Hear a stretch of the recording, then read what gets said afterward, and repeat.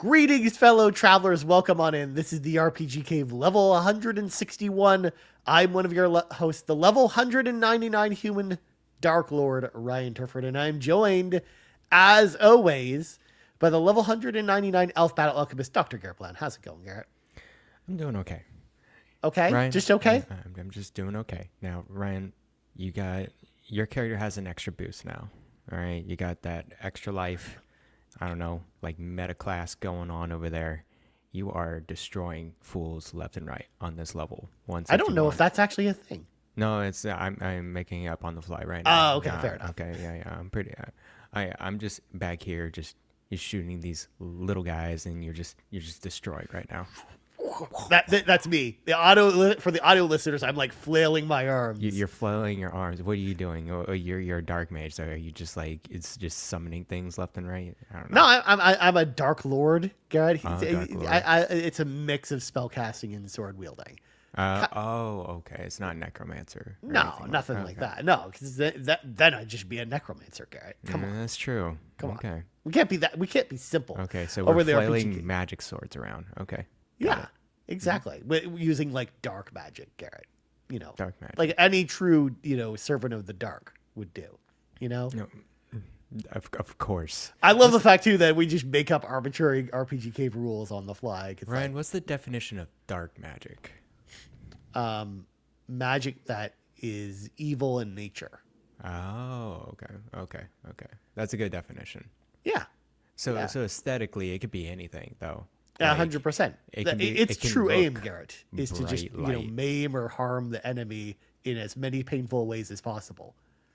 Got it. Okay. So destructive evil in nature. Now, is there a difference between dark magic and, like, let's say, destructive magic?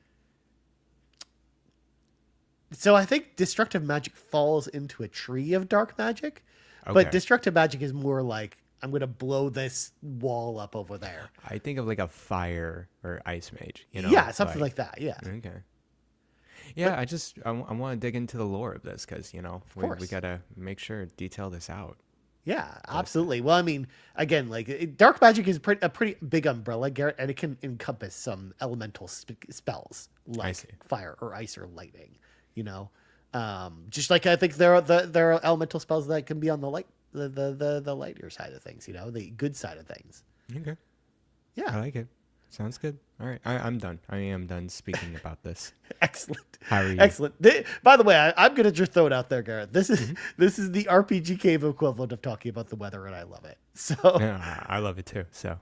Yeah, of course, Sean Capri is already in here with all caps talking about Dragon Age and Darkspawn, and I love it. I'm here for this. Okay, cool. We're going to talk about Dragon Age in a little bit. I'm very, very excited about it. But before we talk about Dragon Age, Garret, of course, we got to clear the dungeon so we can get to the raid boss as quickly as possible. Because, folks, if you want to support the show, there's a number of amazing ways you can do that. Number one, if you're watching the show, write meow over at youtube.com/carpoolgaming, or if you're watching the video on demand later, or if you're watching over on twitch.tv/carpoolgaming live, you have an important job, and that is, of course, hitting that subscribe button or that follow button or whatever the follow/subscribe button appears on the viewing platform of your choice.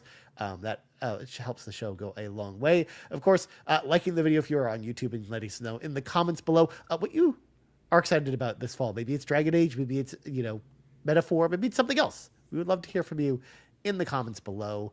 Also, if you're listening on audio feeds, don't forget to hit that subscribe button as well. Maybe leave us a nice rating if you're listening on Apple Podcasts or Spotify. In fact, Spotify users, I see you. I see the many of you joining us over on Spotify. So isn't there a comment section on the Spotify?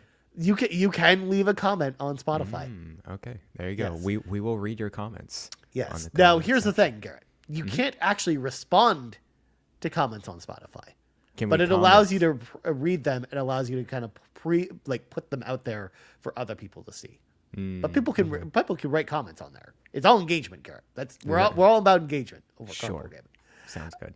Also, if you want one big podcast feed with the entire Carpool Gaming cinematic universe on it, head on over to our Patreon, patreon.com/Carpool Gaming. We got some new, fresh Patreon content this week. We got Sean, who's got his episode of Pants coming out this week. In fact, tomorrow from the time we're recording this, that'll be up but for audio listeners, it's already out by the time you're listening to this. So go listen to Sean. Yeah, go listen to Sean talk about pants and other things.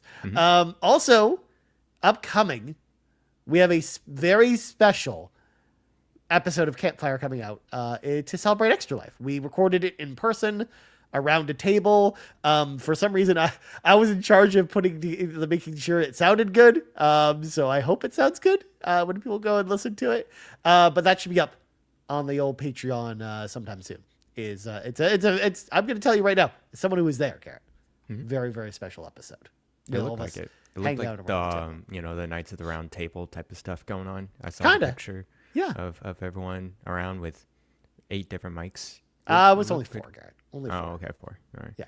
It looked pretty cool, though. Yeah.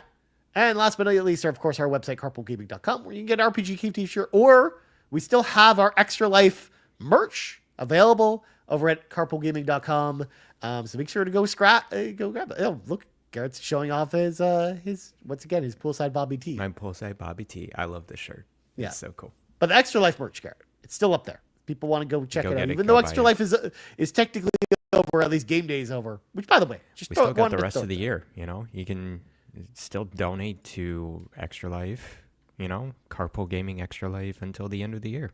Yeah, like that. You read my mind, Garrett, because that was exactly where I was going to go. Oh, okay, cool, awesome. With this, yes. So Extra Life, of course, we are still accepting donations till the end of the year. So if you didn't have a chance to donate during the event, you can donate throughout the year as well. All right, Garrett, hit me with your 3 things. I'm excited about these. All right, I got my 3 things. Number 1, I have to say, it was actually came out of surprise. I knew Fulia was coming in to the Bay Area. I just didn't know her schedule. I didn't know timing or whatever. But she messaged me Wednesday or Tuesday. It's like, hey, I'm in the Bay Area for a couple days. Do you want to meet up and just do something? I'm like, okay, I need to figure this out because we got work. I live in the East Bay. The car situation is all crazy. I want to make sure she's having a good time in the Bay. I don't want to make sure she's not spending a lot of time going out of her way. But we met up yesterday morning because I went into the office and I went like close by where she was kind of staying at, and we had breakfast, and we talked for like a full hour or like hour and 15. It was wonderful to see Fulia for the first time. So yeah, we jammed out, we talked, and it was good. It was very, very good. It was very exciting to see her. Dude, that's so cool. That's the thing. When I was there in person, like, she didn't mention anything about you guys meeting up either. So until I saw it on the doc this morning, because spoiler alert for the audio listeners, Garrett actually usually writes out the 3 things on the document.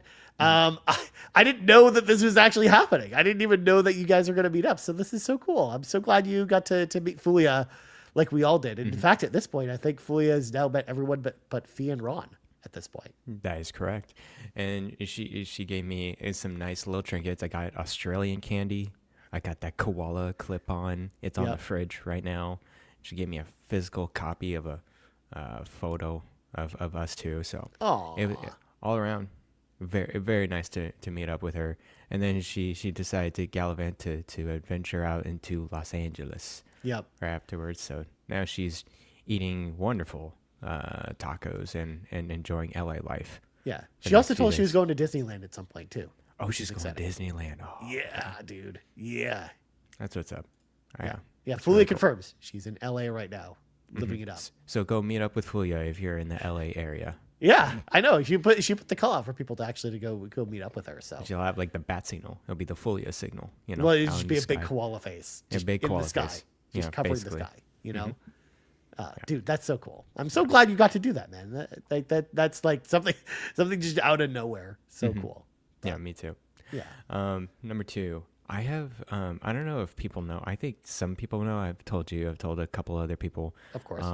I am planning a wedding. It's our 3rd wedding celebration. We had a court wedding and then a wedding in China last year, as everyone knows. Yeah. But now it's coming in a couple weeks. We're just having kind of a local thing with some friends and family. So it's just been crazy. Just been trying to plan that out, and so that's just been on the top of my mind. we're very excited for it. At the same time, lots of different things to take care of. So this next 2 weeks I'm gonna be pretty busy. I'm not gonna be playing games. Well, I should also mention, Garret, so the listeners know, because we haven't talked about this publicly, but you're going to be off the show the next 2 weeks. Yes, definitely. Yeah. So someone else will be filling the Garrett's shoes for the next couple of weeks, as Garret, of course, embarks on planning this wedding. So the next couple of weeks I'll be out, and then I'll be back the following week, but it won't be that Saturday. It'll be some other day, but it'll definitely be that following week. Yeah, we'll make it work. Yeah, we'll let right. you know what that'll actually be. So that's number 2, and then number 3.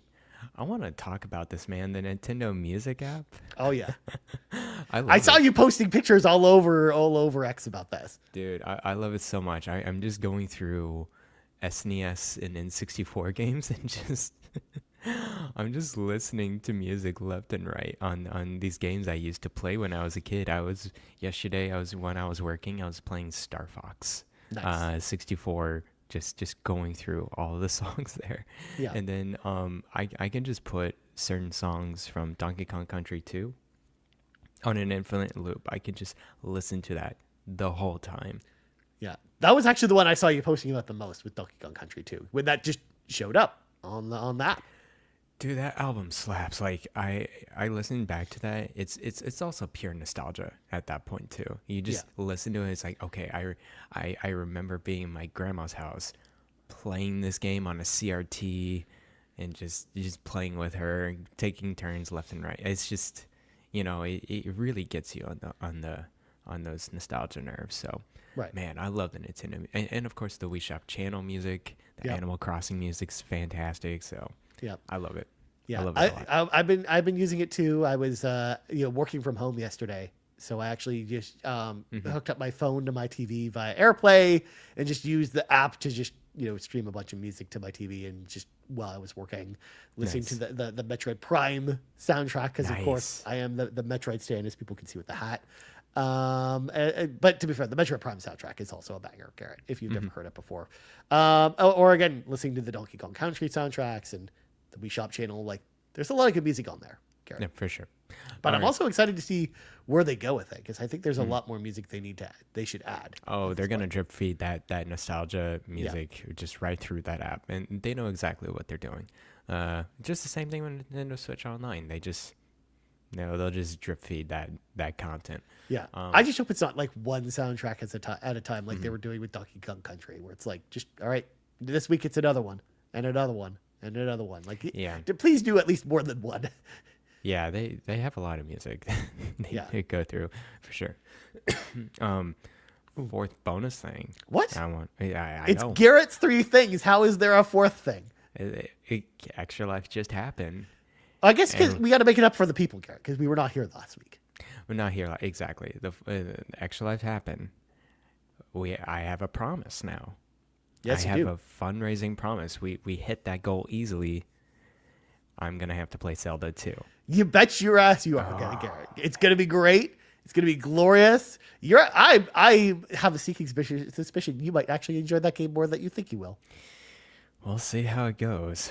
I'm gonna initially try to play it without a guide, and then once I'm like dying, I'm just gonna go and just read up pretty much anything. So. I'm gonna just throw it out there, Garret. Your breaking point is gonna be pretty quick, because you really need a guide to play that game. Oh, okay.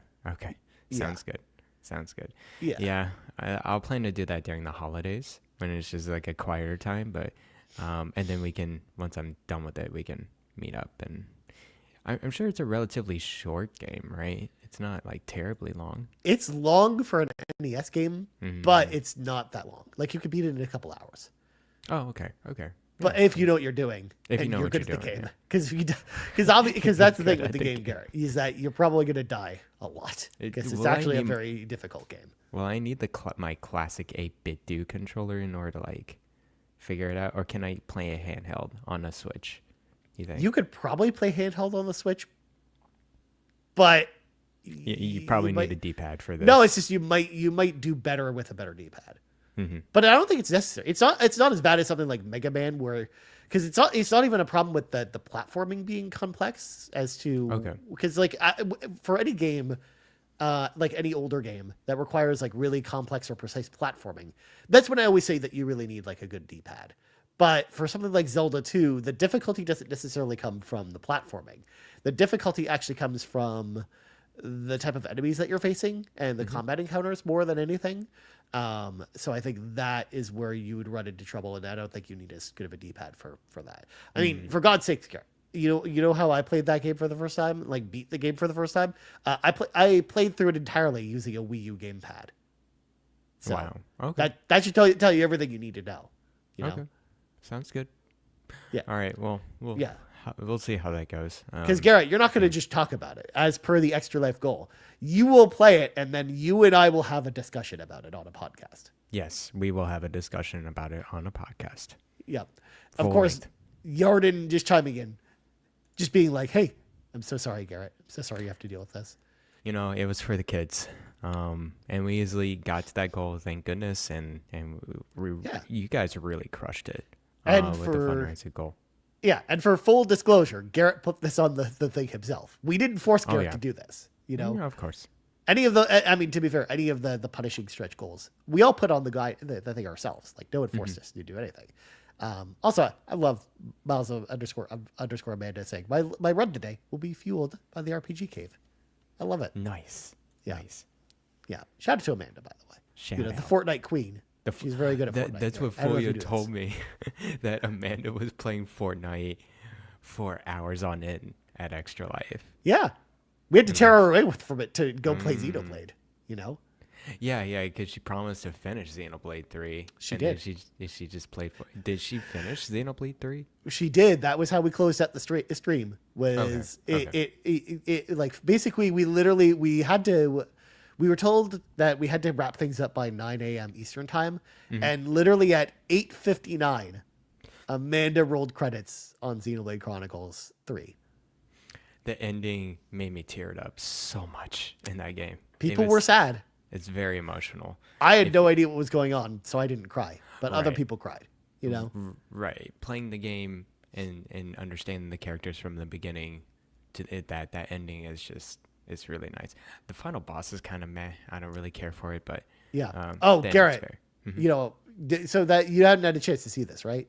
No, I don't. So think you do know, of course, if you die at the final boss, you have to go do the whole thing over again. Yes. So Amanda got to the final phase of the boss, got him to like 10% health and died.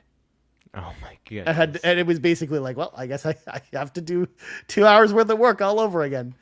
Yeah, it's rough. It was crazy. I felt so bad for her, you know. I don't know what they were thinking with that final boss, to be honest with you. It's too long, and if you're not careful enough, that it could just destroy you. It's just very rough. So but anyways.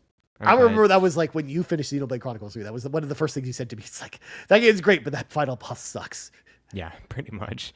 Yeah, well, I'm glad that ended with a bang, for sure. Yeah, for sure.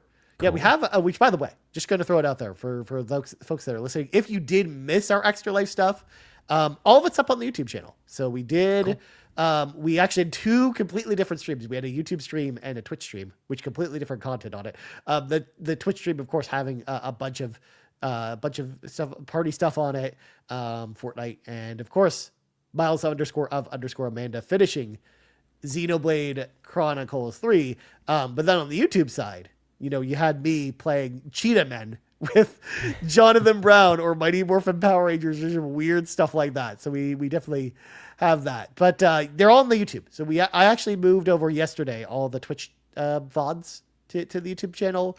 So they're all up. And then, of course, the YouTube ones are there because we streamed on YouTube.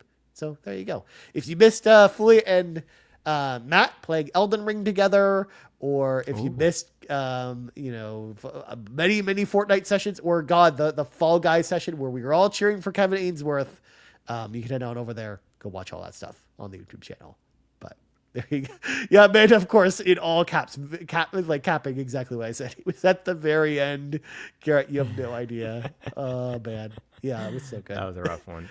Yeah, it's fine because it allowed me to finish another game because I kept making the joke to Amanda because there were so many cutscenes in that final boss that and some of them are just unskippable that like I finished 3 games in the time it took her to finish. Like I finished Mega Man 3. Oh my goodness. I finished a couple other games. Like I was just playing like a bunch of old games pretty fast on the YouTube stream while she was doing that.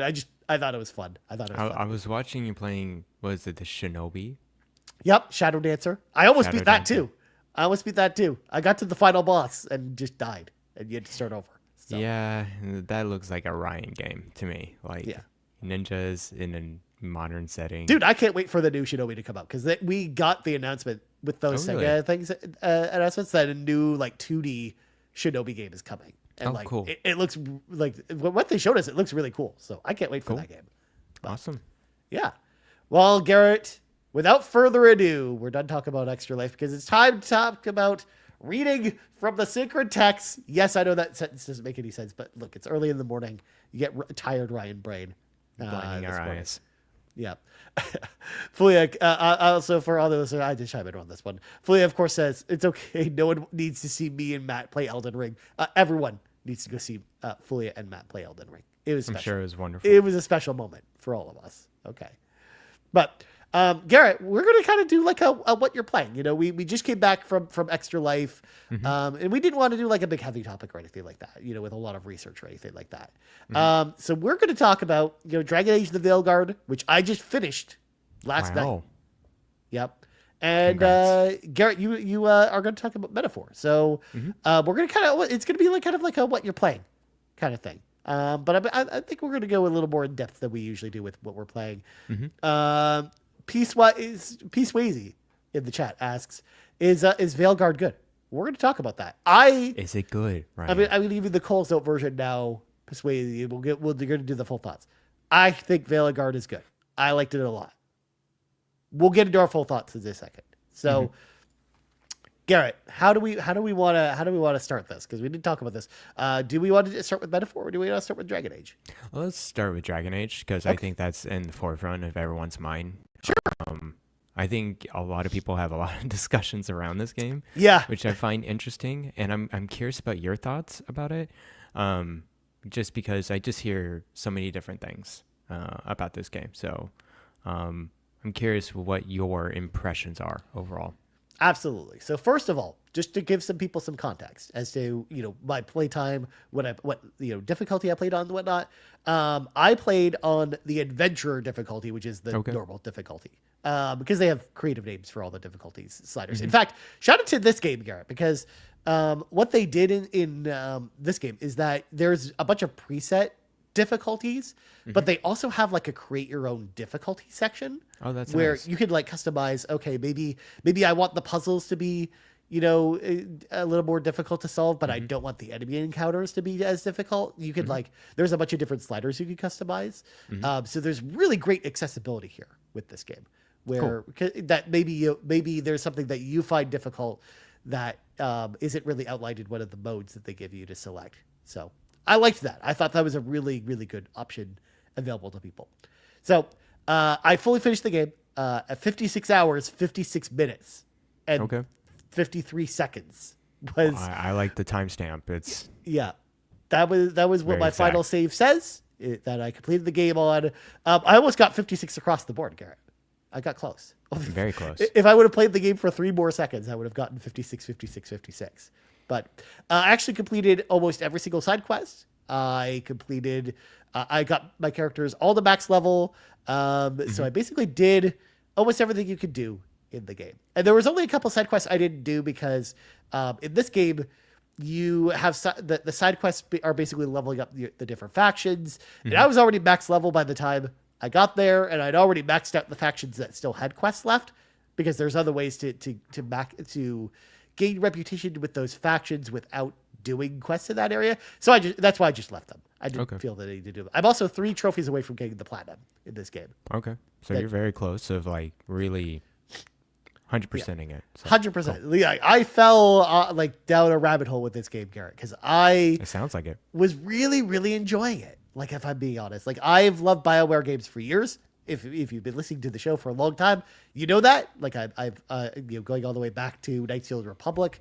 Of course, my first BioWare game was Baldur's Gate 2, but Knights of the Republic for me was really where my love for BioWare kind of sprouted from, and kind of seeing their evolution over the years has been really interesting, from a company perspective. Which again, we did an entire episode about BioWare, I think a few weeks ago actually. So people could go listen to that if you want to hear kind of me wax poetic about BioWare the company. But I've been a big BioWare fan for a long time, and one of the things I've always loved about their games are really great combat options with, great, choice-based dialogue and a fantastic story. And I think this game nailed all three of those elements, which is why, I felt like this game felt like a return to form for BioWare. I know a lot of people use that as a quote.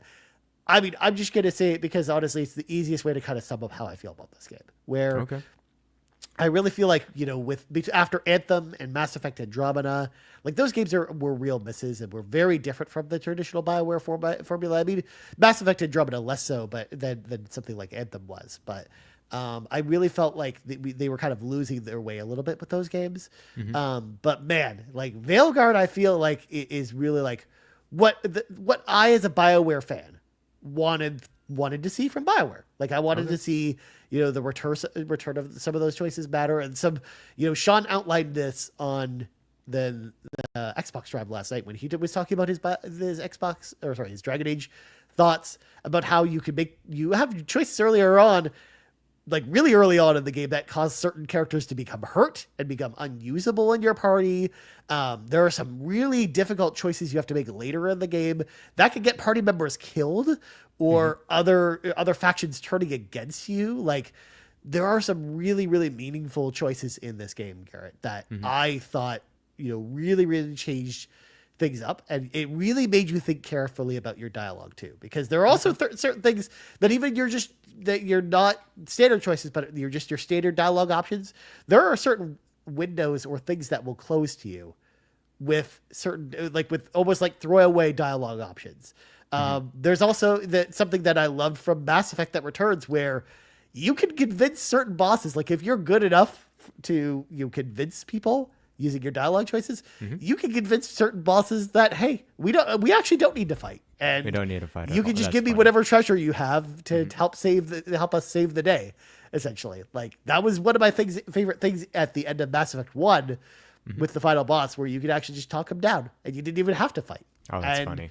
And they do that with multiple bosses in this game, which is really, really cool. So yeah, like I loved kind of the impact as to that. Likewise, there was a certain boss that I didn't know until afterwards, that I didn't even have to fight at all. That I chose because I chose the wrong dialogue options, I had to do this giant boss fight with them that I didn't even know I could have just skipped. So there's some really interesting stuff they do there. I love kind of the banter between your different members of your party, and kind of learning about them. I thought was really interesting. I think each of them had like a really unique and interesting backstory as well that kind of made sense in the world of Dragon Age. And they also have, of course, their own kind of loyalty mission. I'm using in quotations, as it were, similar to Mass Effect, where certain members of your party, in order to gear them up for the final battle so that they're focused on the mission, so maybe they don't get distracted when they need to pull off a big moment that may or may not lead to their death. You have to do these. You have to kind of like put the demons of their past aside. So you need to go out and kind of do those.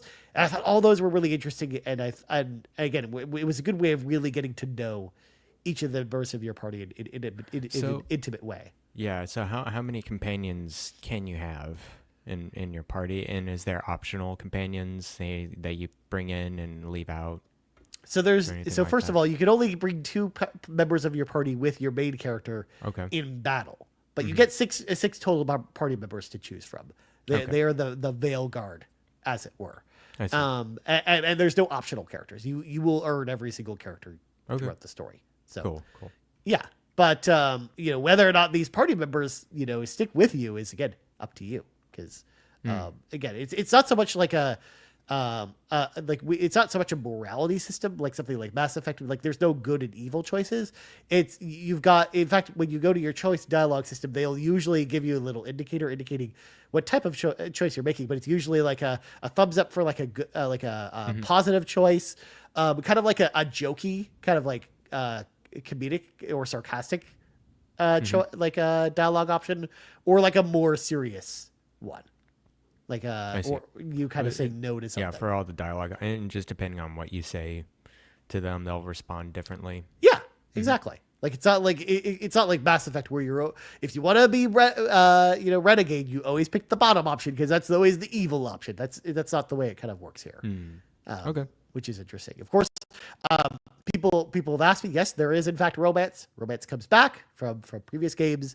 And I love how they do that again this round, where you could actually flirt with a bunch of different party members, but you don't have to commit to someone until a certain point in the game where maybe you'll get confronted with someone and they'll want to pursue romance with you. And I loved kind of how all that worked.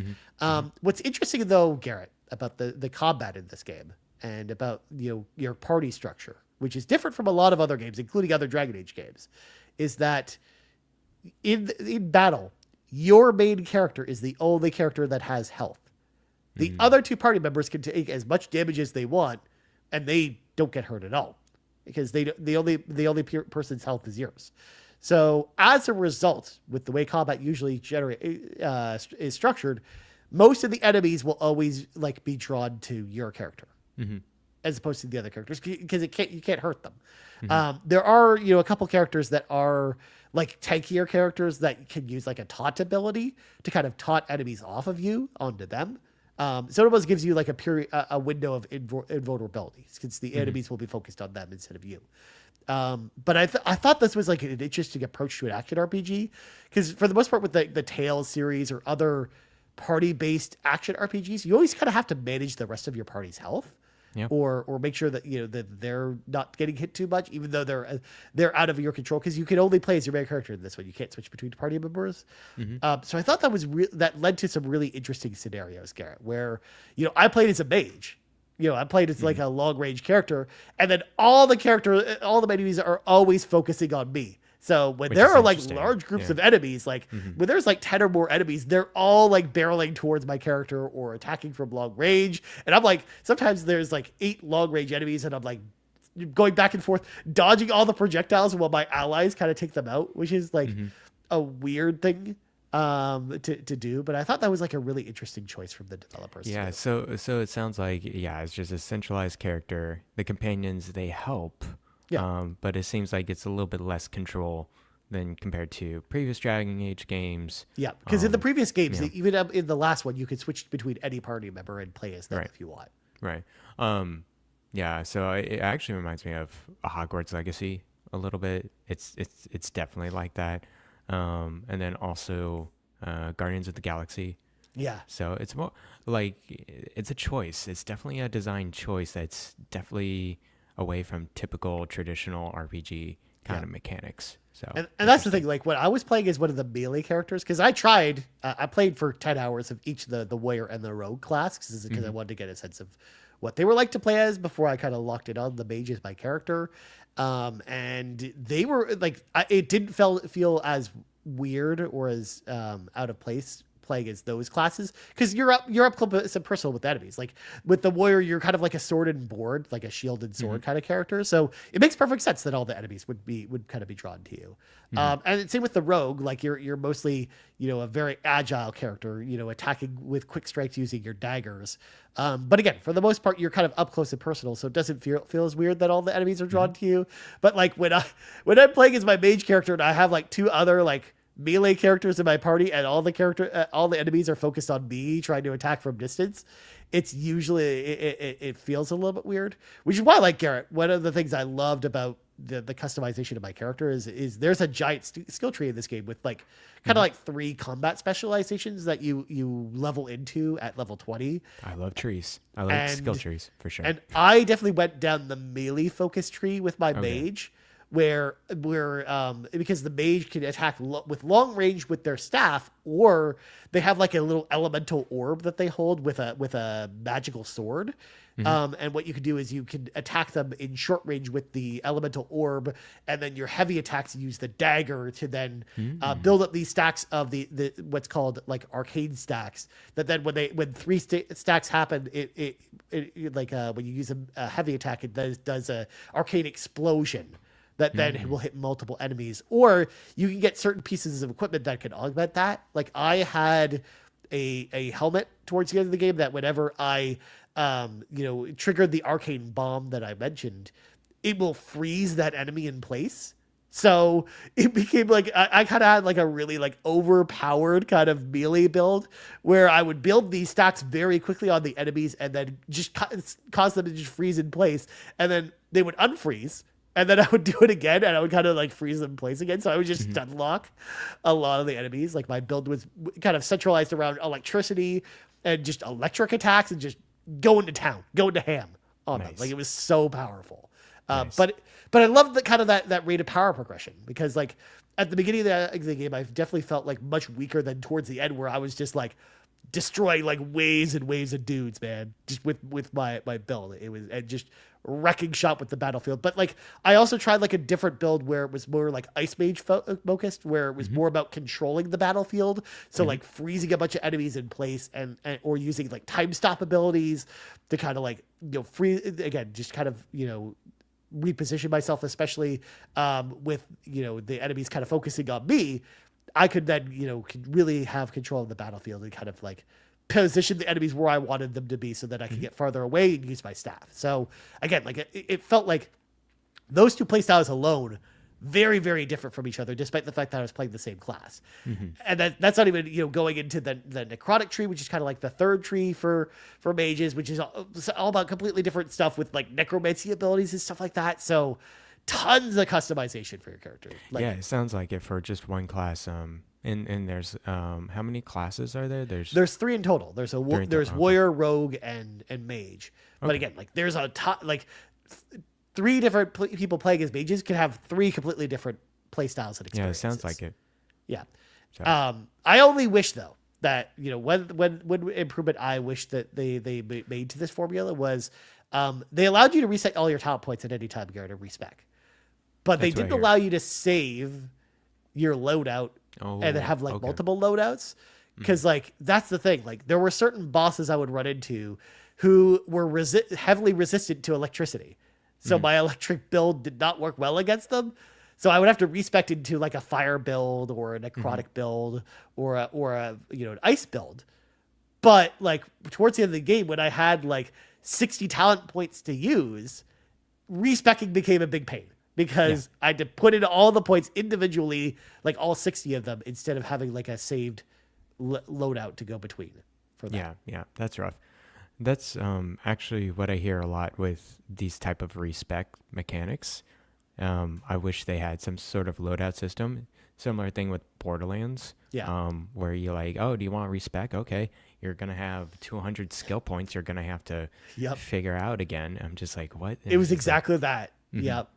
So I hope these devs, they kind of look at that, they take that feedback, because you're not the only one saying that. There was a lot of other people saying that respecking is a little just tedious in that respect. So. Especially because it feels like the game is designed to encourage you to do so often. And it was not so bad early in the game when you only had like 10 or 15 skill points to readjust.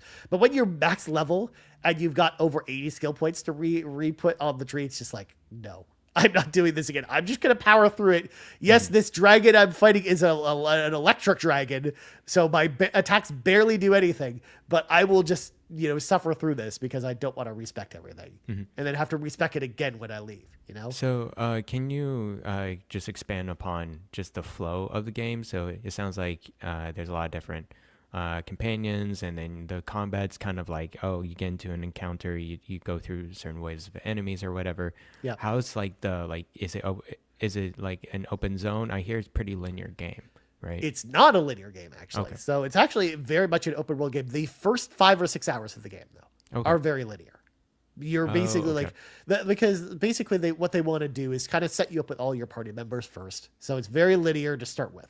But then all the zones open up once you get to a certain point in the story. So, and that usually happens again around the 5 or 6 hour mark. So they give you a couple, large areas to go through. And then there's also areas that are locked off until you progress further in the story. But yeah, like the zones become really large to explore because there's 6 different large zones that you could go to, and they're fairly big. They're not as big as the zones in Inquisition, but they're still much larger than most other open world games or open zone games, if that makes sense. So yes, no, there's a ton of stuff to explore, and it's not a linear game. Because you're right, Gary. Like when I first started playing the game, I kind of had that feeling. I was like, is this game going to be really linear? Like, am I kind of like going down a corridor for the first 5 or 6 hours? But no, once it got to a certain point of the story, it's like, okay, go explore. Here's all the fast travel points to explore, to kind of zip around the map and kind of explore. And yes, like I said, the exploration is not as large as something like Inquisitions, but they're still like the areas are still pretty big. Inquisition was pretty big. Yeah. Not gonna lie. And there's still like each area has like unique puzzles to solve as well. There's collectibles to collect. There's like these wolf statues that if you interact with them, they'll kind of have you find a wolf statue that then will give you an extra skill point, or these other statues that will give you extra, like increase your maximum health. So like there's a lot of things to kind of explore in the open world. There's also a lot of treasure chests and a lot of different loot. There's a lot of loot, like lot of different armor types and weapons and stuff for all your characters in this game to go get to. So you can kind of customize your companions with equipment. Yep. They also have their own skill trees as well. Okay. But they're more simplified than the main characters. Got it. Like and you get to choose on the simplified character trees, I guess. Yeah. Yeah, because the your side characters can only level to level 10, and the way that they level is they earn experience when they're in battle with you, and also they if they like your choices, they'll increase your experience that way. So like your choices actually help level your party members, which is an interesting way of going about it too. So and they get a maximum of 20 skill points that you can put in, and they have their own set of equipment. Like they have like a weapon and armor and trinket that you can kind of customize for each of them as well. Cool. I also want to ask, is there, I remember just watching some demo videos of combat. Is there any kind of like synergy of combos between your main character and the companions? There are actually. Okay. Thank you. Cool. Yes. So first of all, you could kind of pause the gameplay at any time during combat and bring up kind of like a strategic menu where you could manually use your allies' abilities, and certain abilities will combo with your abilities. So, for example, like if I had like Bellora, who's like a ranged. Like a ranger kind of character. She's like used bows and arrows in my party. She has certain abilities like her, arcane shot that will then combo with my character's meteor ability. So when she uses hers and I use mine, it then freezes the enemy in place and then does like this big explosion on them, causing them to take a ton of damage. So those can actually be really satisfying. But also, I'm just going to throw it out there that certain of you, this is how I kind of use my allies' abilities the most, especially in tougher encounters, is that you only have access to 3 potion slots for your main character to then refill your health, because this game does not have regenerating health or anything like that. So you have to kind of keep your health up towards the end of the game, and eventually you'll get to a point where the health potions will only restore like half your health, not even your full health bar. So your allies have the ability to use like abilities that heal the main character.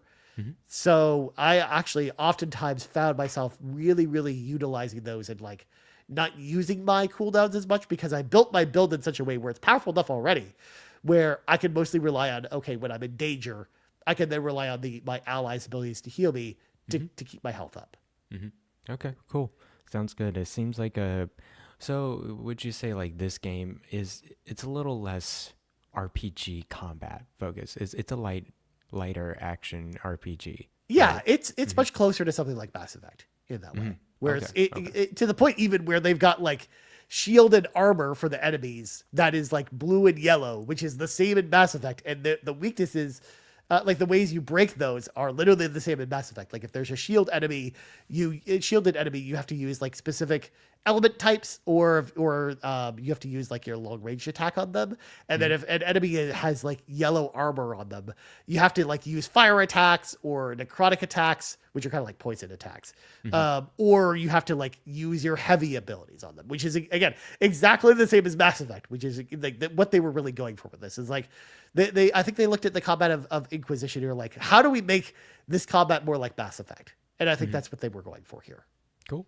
And then you mentioned there's different factions. Now, is it the same existing factions as previous games, or is it new factions? There are 6 different factions, and they're factions that you've heard about from other games, but you've never really interacted with them as much. Like a couple of them either have, like one of the factions is the Grey Wardens. And the Grey Wardens are kind of like the first faction you ever meet in the very first Dragon Age game. In fact, your character is a Grey Warden in the original Dragon Age game, in the first one. So, which is interesting too, because they also allow your character, when you're customizing your character, to pick from one of the 6 factions that their backstory is kind of centralized around.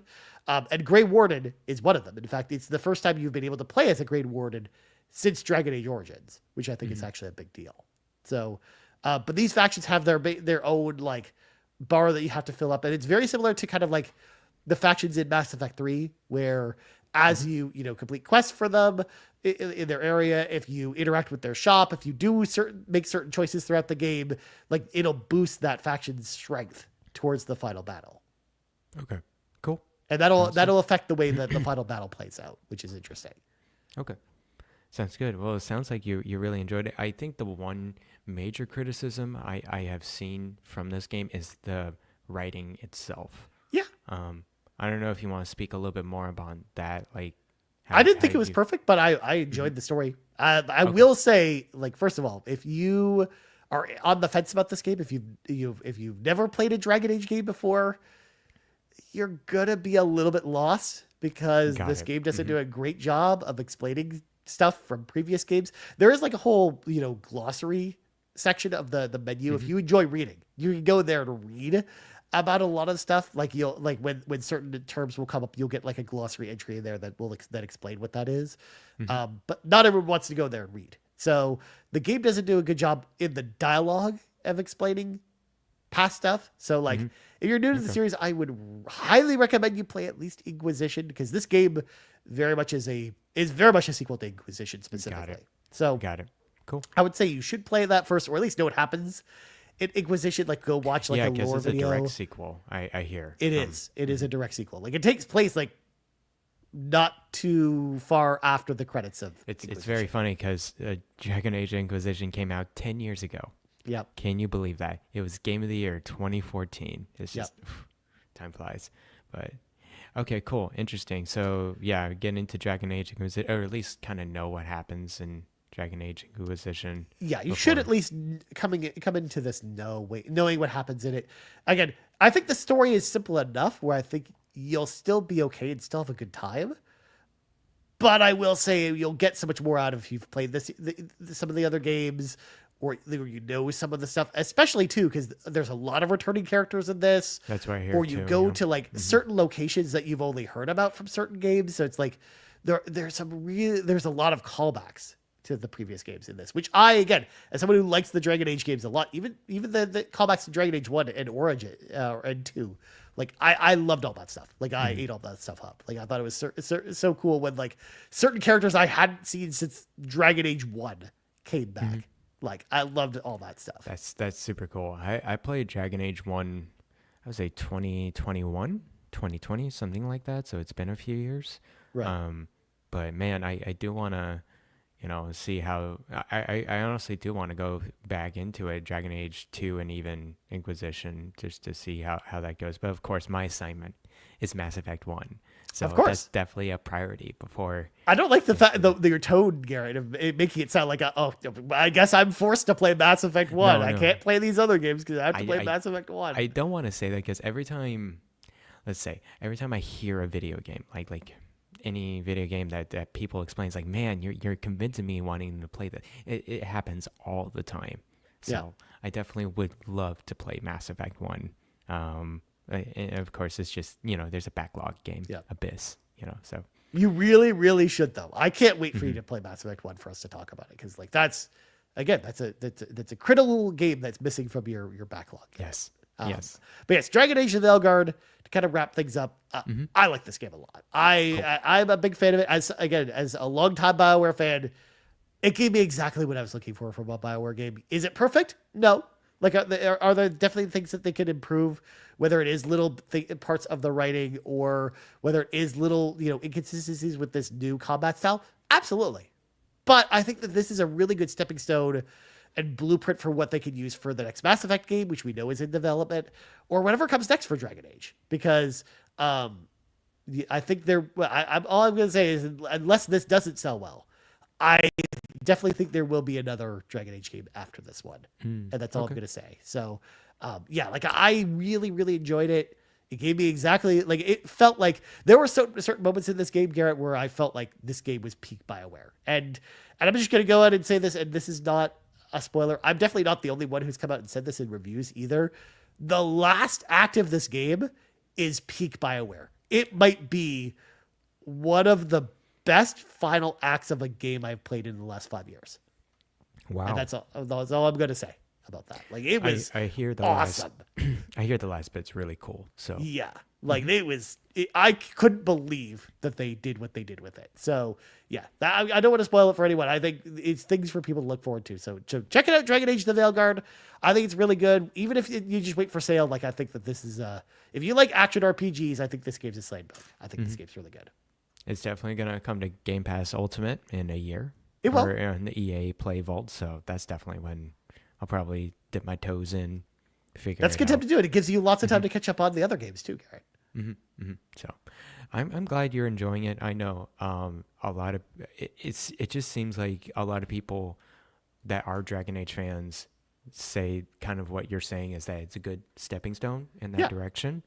But there are definitely some people that are criticizing on just more of the technical writing part and the characters.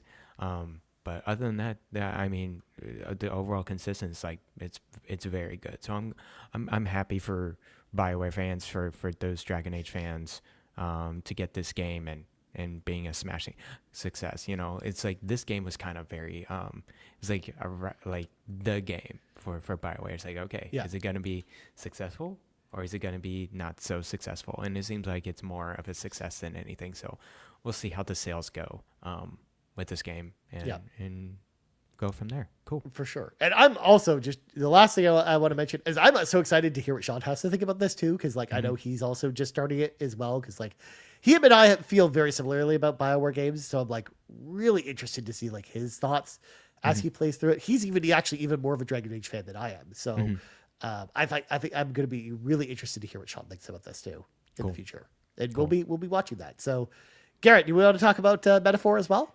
Yeah, we don't have to go super in depth or as Dragon Age. I did kind of talk about Dragon Age for half an hour, so well we could be pretty brief about it. I'm not gonna introduce any spoilers into the game or discuss any of the spoilers. I just want to gauge my overall thoughts so far about this game. So Ryan, I've played 35 hours of this game. Okay. I've for sure beaten 2 dungeons. I'm on the 3rd. I don't know if it's a dungeon. It's certainly another. Yeah, they structure things in a inconcise way in Metaphor, where it's sometimes you'll have the big dungeon and sometimes you'll have the interstitial dungeon before you get to the bigger dungeon, kind of. So yeah, it's kind of interstitial in a way. It's definitely a transition to kind of a new town and factions are playing out. So I've been playing it for a while. I want to get into, I guess, in terms of the themes of the story. I'm interested where it's going, but there's a lot of build-up, it seems like, to what's going to happen. It seems like a lot of the story aspects and the characters and the beat of it, a lot of it, plot twists, are going to come later. That's just what I keep hearing from other people. I don't think I've quite hit that just yet. I'm still like kind of near in the beginning of the game. I just got oh man, what's my boy? Is it Heisman or something like Heisman? that? Heisman, yeah. He's super cool. I like his background. I like his backstory and everything like that.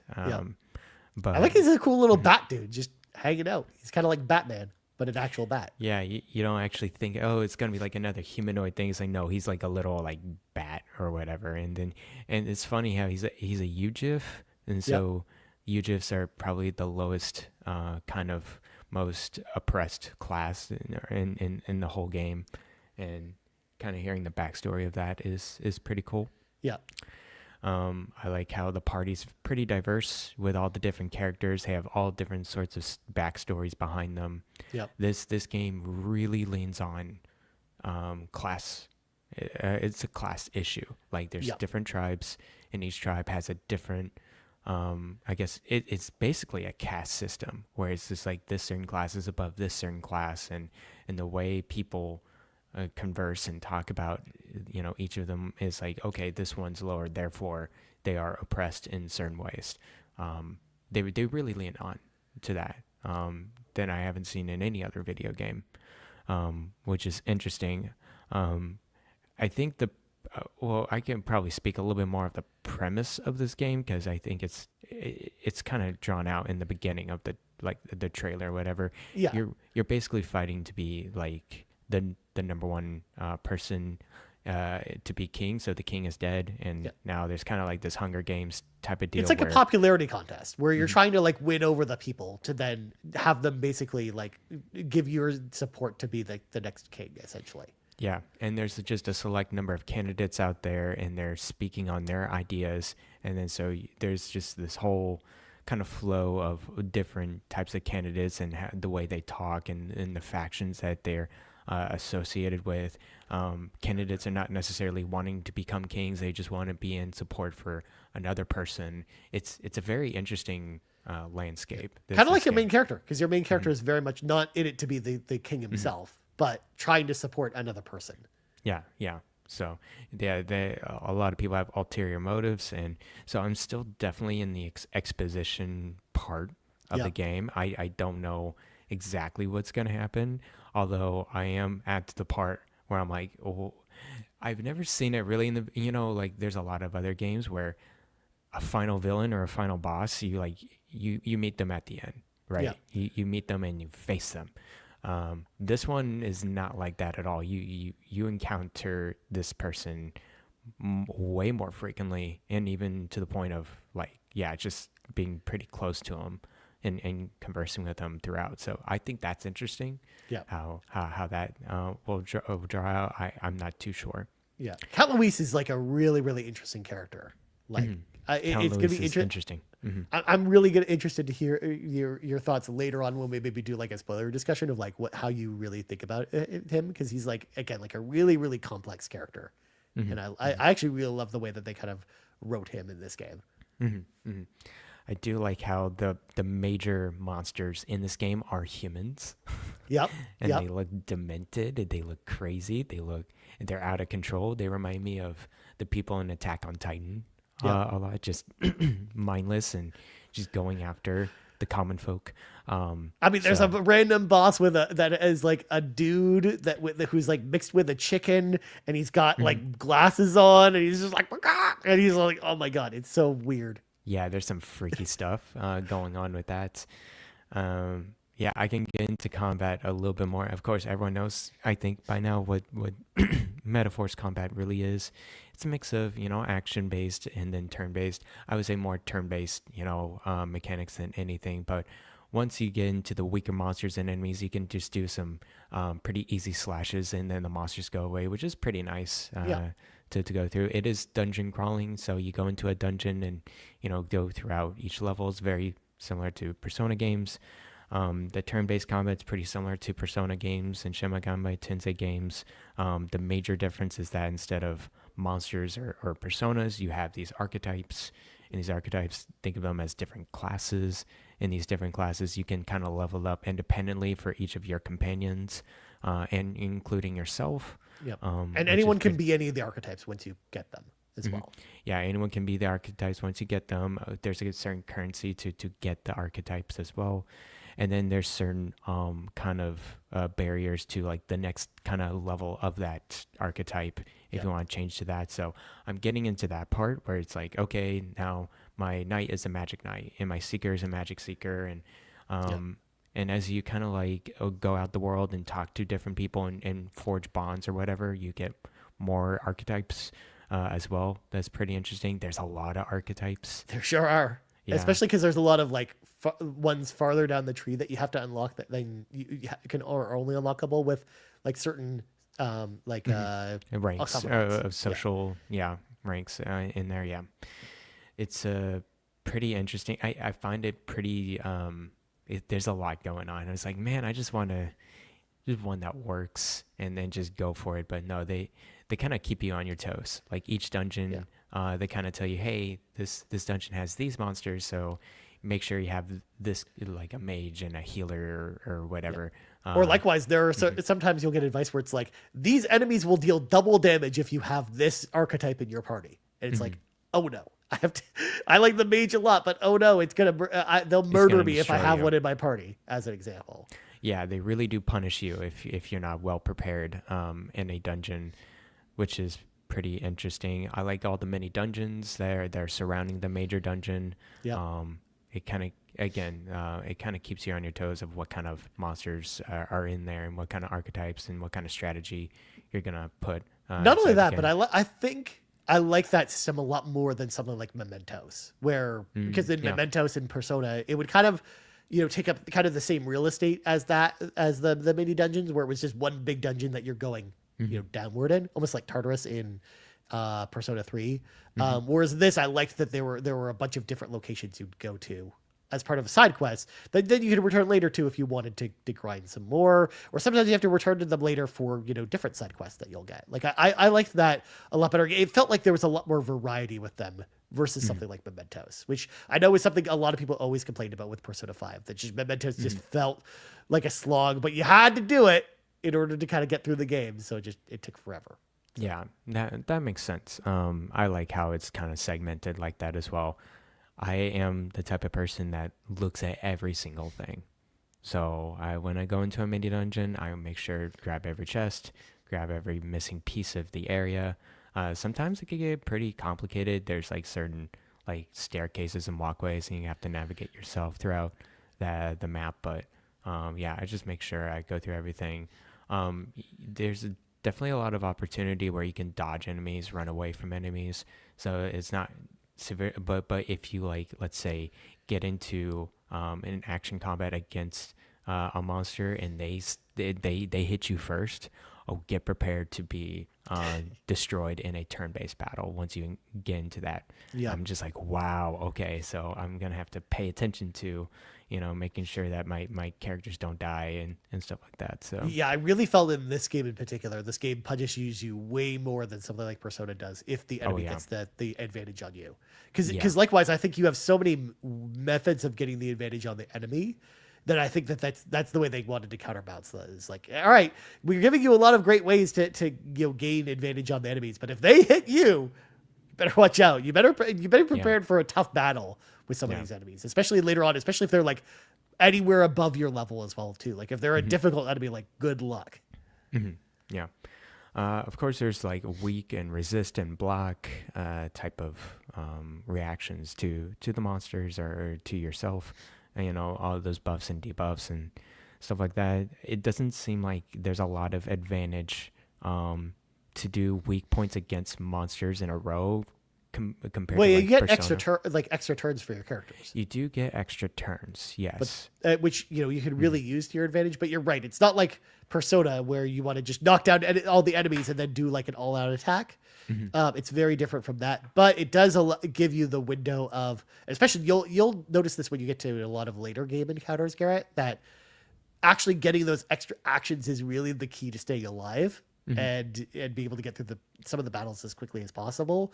Like being able to, especially with some of the later enemies too, where it's just like they'll take a bunch of extra turns on you, and you'll get to see, this is why you want to why there's a motivation to actually do this. So yes, it's not as evident in the beginning of the game as it is in Persona, I think. But when you get deeper into the combat later in the game, you really start to see the differences. To like, okay, I need to always make sure to do the weak points as often as possible in order to get through this encounter, or else it might turn sideways on me. And then I always make sure with the major dungeons, I kind of go through it in one run. So, you know, how this game goes, it's like a schedule type of system. The first dungeon, I had to do it in 2 days. But for the second dungeon, I was able to do it in one go, which is with the help of items, of course, near the end, because of your MP gets pretty low at the end there. Yeah, that's the biggest bottleneck more than anything is the MP specifically. Because I think, unlike Persona, I think you actually use magic abilities, I think, a lot more in this than in Persona, I find. Yeah, definitely. There's only like 1 or 2 archetypes that uses HP as their main source for powerful attacks. The rest are pretty much MP. Especially because like basic attacks, I think, are weaker in this game than Persona. So I think it really encourages you to use the archetypes abilities as much as possible. Oh, for sure. Yeah. And then also during turn-based, as you mentioned, with the extra turns, you can pass on a character in order to have an extra turn for then like passing on to another character that's strong against the monster. I think that's kind of interesting. As well. It kind of does a semi-reward for you to pass on a certain character if you choose to do so. It's kind of like the baton pass from Persona 5 Royal. Yeah. It's kind of like that. Yeah, for sure. I think, other than that, I just wanted to give you my initial thoughts on it. I think I'm still at the what's going on type of stage. Sure. I'm not like fully convinced that it's like, oh, this is my favorite, Atlas game or whatever. I still think Shin Megami Tensei 5 has the best combat in terms of mechanics, in terms of flow. That's just me, though. That's just kind of a personal thing. I think the aesthetic is good. I think it's different. I think it's unique. I like it, and the music is pretty cool.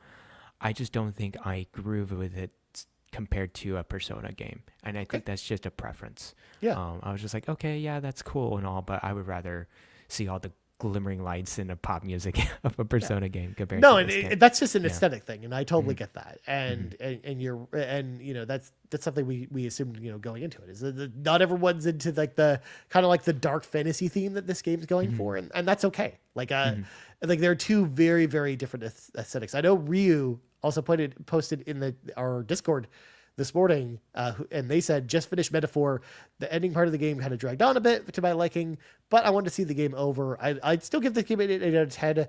Out of all 4 Atlas titles I played this year, though, Metaphor was my least favorite. Persona 3 Reload, Shin Megami Tensei 5 Vengeance, and Shin Megami Tensei 4 were all games I had much more fun with. So I think interesting. Ryu was kind of more in your camp a little bit, and that's okay, Garrett. Like not everyone needs to, think this is the greatest game ever, and I think there's definitely like many reasons why I think that this game might be polarizing for certain people.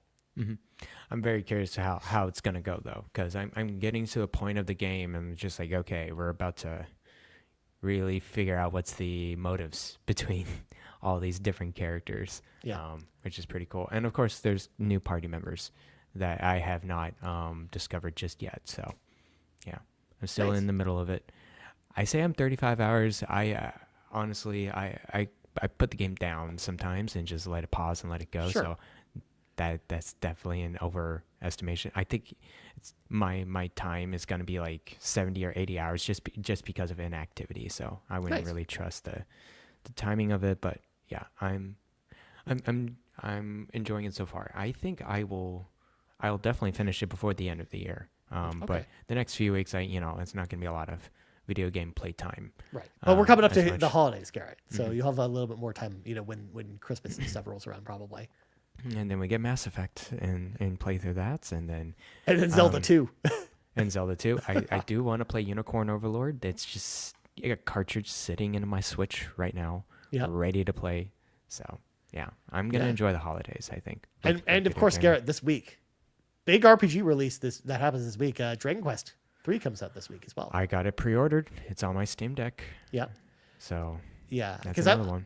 I'm thinking about it. I'm like, because I'm trying to plan out where I'm going with the RPGs for the rest of the year. I have a couple more games I want to play for Game of the Year. I just picked up Neva actually, and I want to play that. Yeah, I'm excited to play that. And then I picked up Romancing Saga 2 because I really like the demo, and the reviews for the game were great. So they're great. I'm actually really, really excited to actually play that at some point. So that's definitely on my list. Life is Strange. I gotta finish that. So there's a lot of stuff to play. Like I'm like, do I have time for Dragon Quest this year? Right. I'm thinking about it. Yeah. Especially because I made a promise, Garrett. I don't know if you saw this. You probably did. At Extra Life, of course, since we raised a certain dollar amount, the first 3 games I play of 2025 are determined via wheel spin. So my plan of like, well, maybe I wait until January to play Dragon Quest. That's out the door because you wanted to help the kids. So because the wheel could pick a really long game or multiple really long games, and I'm going to be stuck playing them. So and then you got February, the new November. Yeah, and then that'll get me to February where there's a bajillion new games, and that's assuming I can finish all the wheel games by the time February rolls around. So it's just like, well, where do I find a slot for Dragon Quest? Maybe I have to prioritize it a little bit more and maybe find a way to play it this week. I don't know. So yeah, I'll definitely play Dragon Quest. I guess I did grab it on a sale from Grey Man Gaming on my Steam Deck, so very excited for that. And then I'm also very excited for Mario and Luigi Brothership. Yeah, that's another one too. Yeah. Oh man. But that's a game I'll probably get later in December or January. I've been playing Mario and Luigi Superstar Saga plus Bowser's Minions on the 3DS during commute. Yep.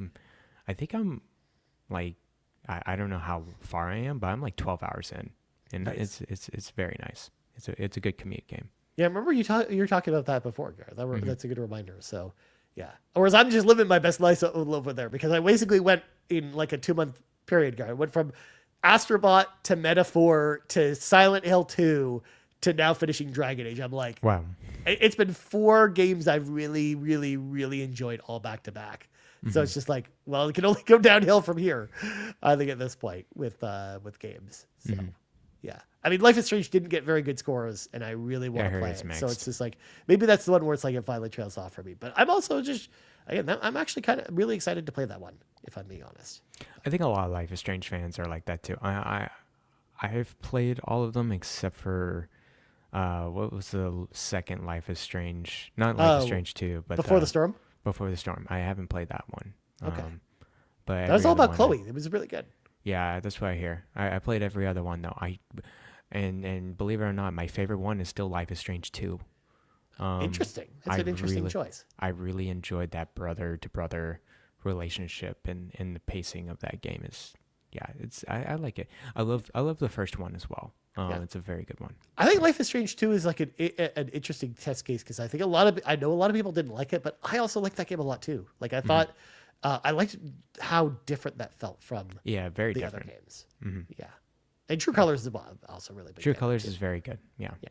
So, but this is the RPG Cave where we talk about RPGs all the time. Let's round things out, Garrett, with 2 quick questions from the non-podcast characters, the NPCs, if you will. And they're both basically about the same thing. So let's start with Kevin Ainsworth at Save the Game Media, which, by the way, shout out to Kevin Ainsworth.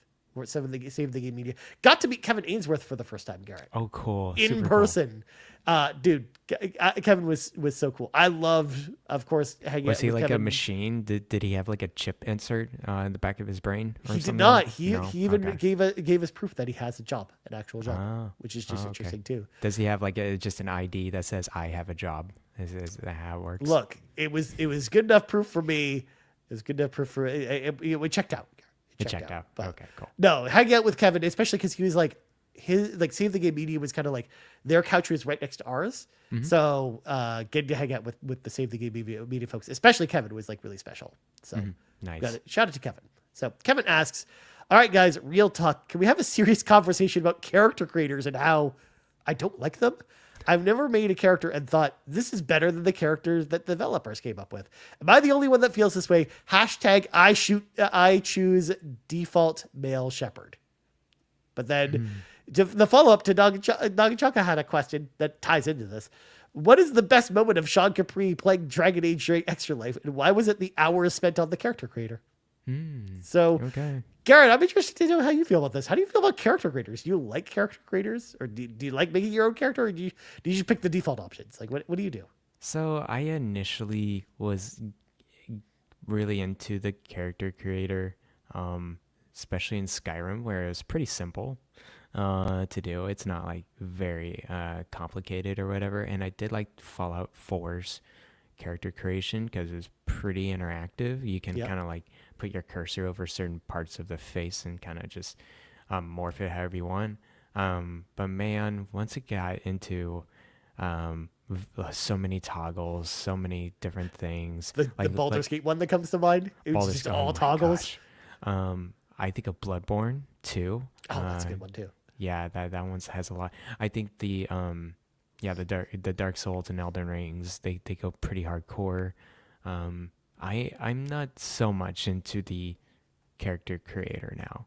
I just would rather like pick a just default one and kind of randomize it, and it's just like, okay, that looks good enough to me, because most of the time I'm not gonna be paying attention to that character's face. I'll be rather playing what the game is. Yeah. So as long as it's a character, I'm like, okay, that seems pretty cool. I just kind of choose it and go to the next step. Yeah.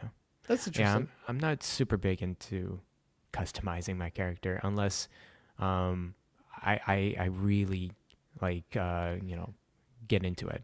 Like, or what if the character the developers come up with is like really not what you want to see, like as the character, like if it's like an apport designed to you in particular, as an example, because that happens sometimes. Sometimes they'll come up with a design, you're like, oh, I could do something better, kind of thing. Whereas for me, and I've kind of talked about this on the Pants podcast, because we got the question about, because Drellesh had wondered why I always plays female characters. And, there's a specific reason for it. That, again, is a giant story that I tell on the Pants podcast that I'm not going to kind of reiterate here. Go listen to that if you want to hear about that.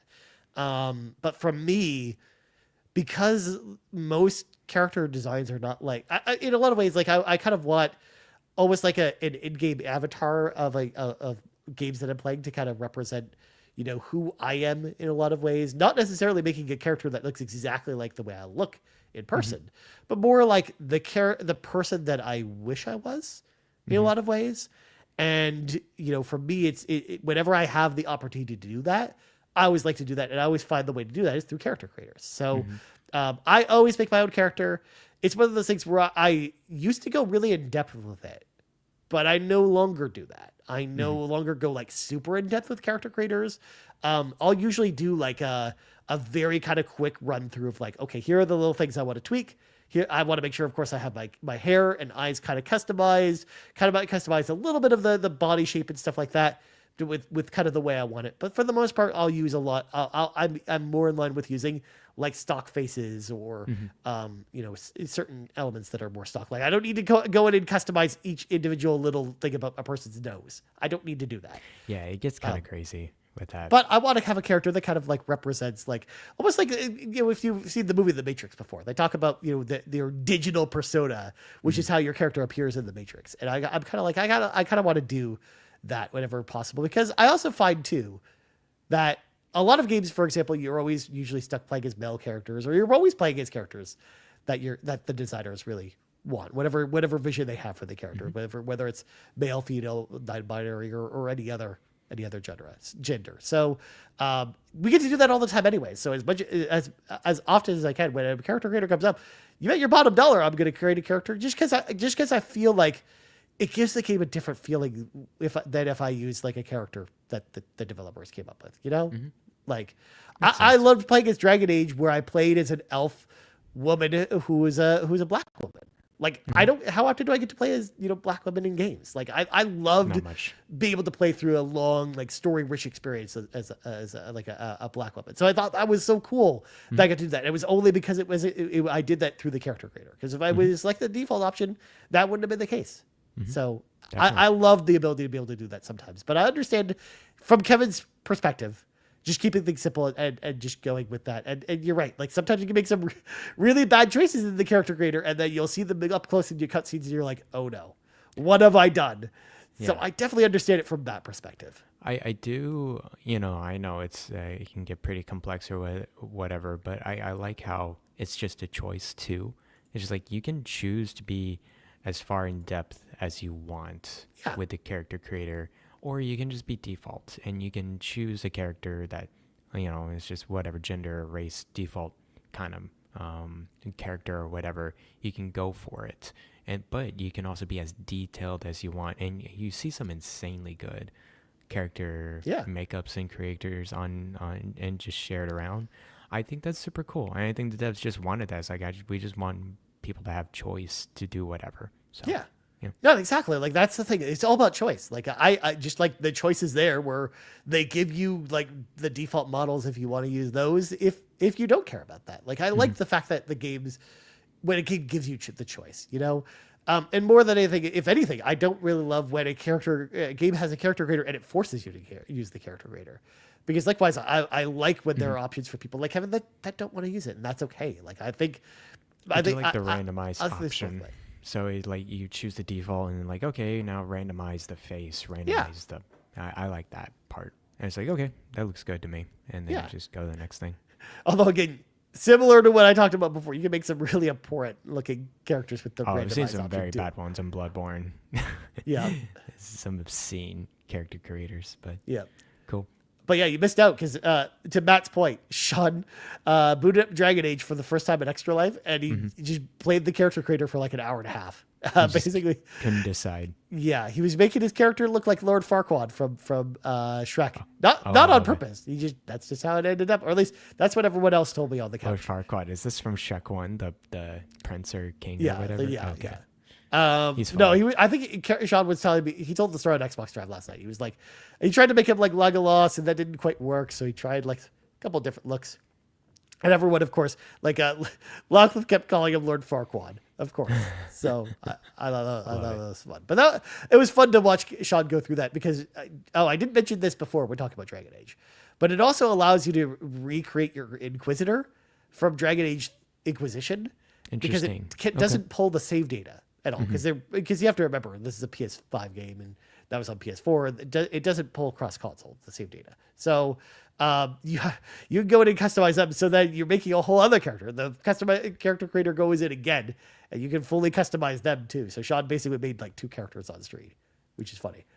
That's pretty funny. And then even after the fact, he's like, as soon as I went home, went back into the character creator and made the character all over again. I can't I'm just thinking about how much time you're spending on the character creator. I'm like, nope, just pick one. Now you can use that time to play the game. But that's just me. So exactly. Well, there you go. Garrett. That's going to do it for this episode of the RPGK. But before we go, we got to say thank you once again to all of our patrons over at patreon.com/carpoolgaming, starting with our ultimate producers, Jonathan Brown, who I'm going to make a special shout out before I read his little details here. Jonathan Brown, I got to meet for the first time this weekend. Mr. PME himself, Purple Monkey Entertainment. We hung out. We went to Jimmy John's together. We played Sparking Zero together. Him and I bonded, of course, because Jonathan has never played the Sega Genesis before, and of course, Garrett, I had to educate him in the ways of the Sega Genesis and the Sega CD by playing some obscene games. We played Cheetah Men together and some other stuff. So shout out to Jonathan Brown, who is an all-around awesome dude this weekend, and I loved getting to meet him for the first time. Of course, his music over on his Linktree, linktr.ee/pme.gib, who he released his new single as well. It just came out as well. And nice. I have it actually sitting on my desk because he gave us, Jonathan Brown was nice enough to give us a little parting gift.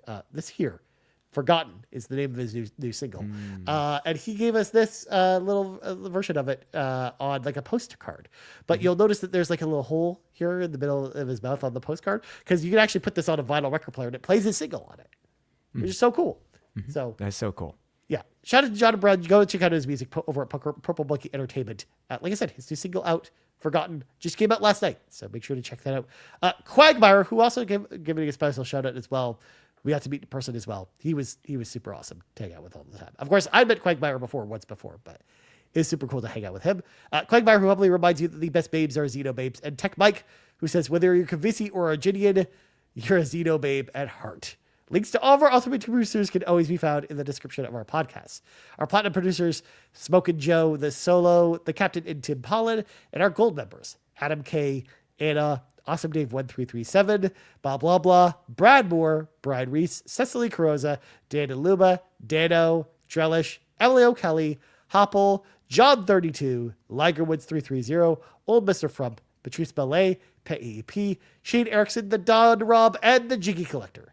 Huge thank you once again to all of our patrons over at patreon.com/carpoolgaming. If you, of course, want to hop in the car with us, head over there, choose the tier that's right for you. Also, before I go to you, Garrett, I read off Awesome Dave's name. We also met Awesome Dave this weekend. And you better believe he had a lot to say about Final Fantasy VIII. Yeah, he's a Final Fantasy VIII stan. Was he playing that in Extra Life? No, he was playing World of Warcraft, actually. Oh, okay, cool. But awesome. He never stopped at any opportunity to tell us about Final Fantasy VIII, and it was kind of nonstop. In fact, Final Fantasy VIII champion. Fulia and Cwaggy were both picked up at the airport by Awesome Dave, and Fulia said the first thing she heard as soon as she met Awesome Dave for the first time was just so many facts about Final Fantasy VIII. It was a thing. It's a thing. Wow. Okay. See, this is what you missed out on, Garrett. This is what you missed out on. Going to Extra Life and meeting Awesome Dave and hearing about Final Fantasy VIII. You missed out on it. You know, I think I'm good with Extra Life then. I'm messing with you. I'll for sure plan it out next year. I hope so. It's in the docket. It's in for my calendar. For God's sakes, Garrett, you and I have to meet in person at some point. Like, this is going to have to happen. You're going to have to deal with it. It would have been 6 years since I've went to Extra Life. Yeah. I went to Extra Life 2019 before the pandemic. I mean, that was a good one. Wow. We could do that, or like, could we just organize a trip where we just go to San Francisco and go hang out with you? Because like, I like that idea too. Yeah, we can do that. Yeah, hey, come on over. Come on over. We'll just walk over. It's fine. Yeah. It's fine. Anyways, Garrett, please go. You can follow me at Twitter at Bland Explosion. You can also find me on the Discord. I read every single one of your messages. And sorry that I will be absent the next couple of weeks, but I'll come back right after that with a bang, and we'll have an awesome, I don't know, RPG topic. Ryan, do we have a topic? Who knows? We all already have one planned out, but I'm keeping it as a surprise. Garrett and I will talk about after we're done rapping, but you at home, we'll have to wait. Cool. As for me, you always find me on the old Twitter, aka X, at Ryan Turfer. You also find us on X at Carpool Gaming, right here, youtube.com/Carpool Gaming, twitch.tv/Carpool Gaming Live. You also have our Extra Life page if you're interested in making a donation. Of course, donations are still open till the rest of the year. extra-life.org/participant/Carpool Gaming. And last but not least, podcast services around the globe. So for Garrett Bland, I'm Ryan Turford. This has been the 161st level of the RPG Cave. Only 39 levels until level 200, Garrett. Yes, the countdown begins. Wow. Here. And we're out.